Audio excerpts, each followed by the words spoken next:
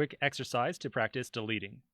Again, we have our phones table. We're again going to write out two separate queries. The only difference this time around is that we're going to delete all the phones that were created or manufactured in this case by Samsung.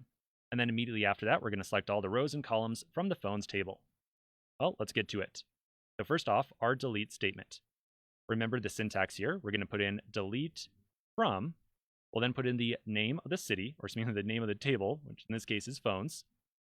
And then we're going to put in our criteria for finding the rows to delete. Well, we want to find all the rows where the manufacturer is equal to Samsung. Again, remember manufacturer, tricky little word. Make sure you got the spelling on there correct. Then immediately after that, we'll put in a query to select all the rows and columns. Again, that's just here to make this entire tool work correctly. I'll put in a select star from phones. Okay, I think we're ready to check our solution. Let's see how we're doing. Fantastic. Looks like it's good to go. Well, good practice. Let's continue on in just a moment.